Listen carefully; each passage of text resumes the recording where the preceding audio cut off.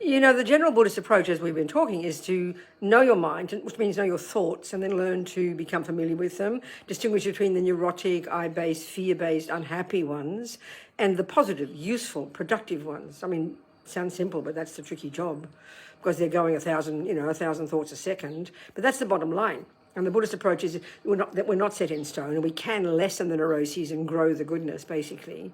Well, I mean, that's what a person who is trying to, what do they call, develop new neural pathways in their brain, That's what the approach of what I think it's called cognitive behavioral therapy.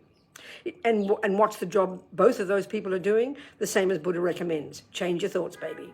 I mean, you don't go into your brain and carve out a new neural pathway, do you? Guess what? You become familiar with your thoughts and you consciously, intentionally change them from the neurotic, hopeless, depressed, anxious ones to positive, productive, useful ones. Well, guess what? Even though one scientist in a Canadian scientist, I think some years before, said this neuroplasticity is the greatest finding of the 20th century.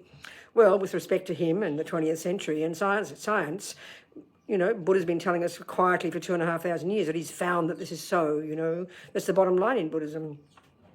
So how marvellous that we're all now learning to agree, but that's the approach. Learn to become familiar with your thoughts and actually know you can change them. Of course, that's the tricky part because we don't think we can. We think we're set in stone, and this is the tragedy. So even to start from that perspective, I'm not set in stone. I can change. Yes, the outside world, go for it, honey, but far more powerful, to really focus as well on changing the inside, the interpretations of the outside world, your thoughts, And who's the beneficiary? You are, Then the bonus is other people in your life are also beneficiaries of it.